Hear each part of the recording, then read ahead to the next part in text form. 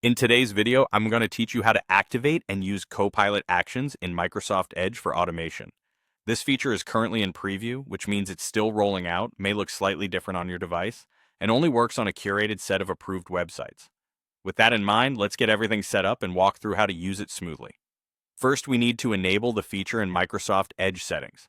Make sure your browser is up to date so you get the latest preview capabilities.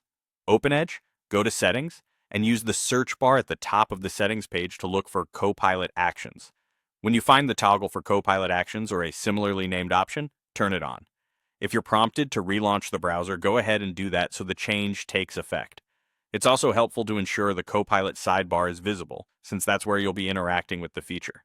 If you don't see the Copilot icon in your toolbar, check your sidebar settings to show it. With the feature enabled, you'll use prompt-based requests inside the Copilot chat pane to trigger actions. Open the Copilot pane from the Edge toolbar and make sure you're on a supported site.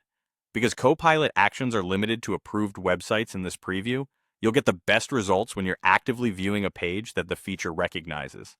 In the chat, describe what you want to do clearly and concisely.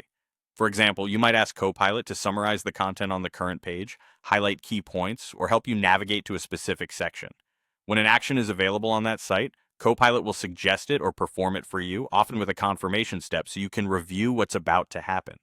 Keep your prompts specific to the page you're on, and mention the goal you're trying to achieve. If Copilot offers follow-up suggestions, use them to refine the action. If you don't see any actions, try refreshing the page, verifying that Copilot Actions is enabled, and confirming the site is one of the supported ones. Because this is a preview, availability can change, and some actions might not appear for everyone yet.